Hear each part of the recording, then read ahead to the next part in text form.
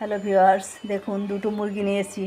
দুটো মুরগি আমি রান্না করে রাখবো, রোস্ট করব বড় বড় পিস করে। এখন কেটে নিলাম, আর আদা রসুন পেঁয়াজ একসঙ্গে করে ব্লেন্ড করে নিয়েছি। দেখুন এখন ওইখান থেকে কিছুটা রস বের করে নিলাম।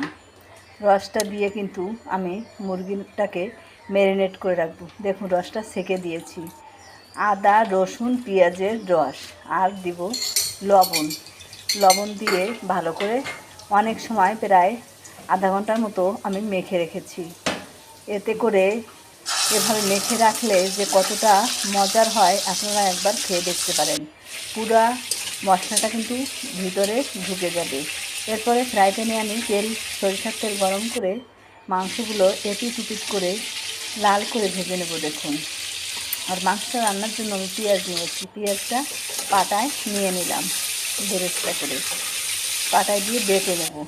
আর দেখুন মাংসের পিসগুলো কিন্তু এভাবে আমি ফ্রাই প্যানে করে ভাজছি। 3বার দিয়ে আমার ভাজা হয়ে গেল। এখন অন্য কড়াইতে তেল দিয়ে জিরে দিয়ে দিয়েছি। জিরেটা উঠিয়ে নিলাম।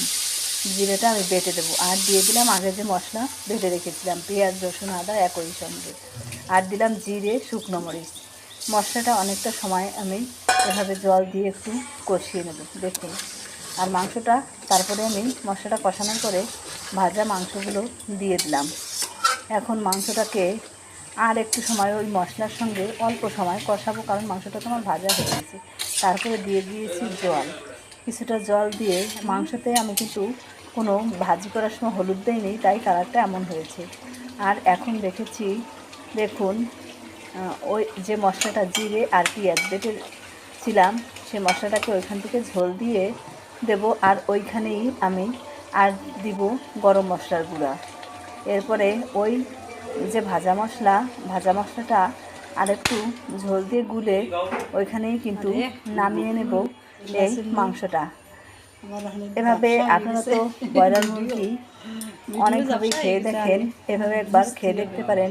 পিসগুলো রোস্টের মতো হলো, আবার মশলাটাও ভিতরে কিন্তু ঢুকছে।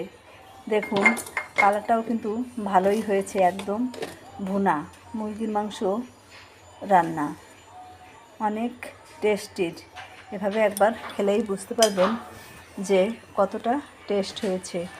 ধন্যবাদ সকলকে, ভালো থাকবেন, অনেক অনেক শুভকামনা। কি এসছে?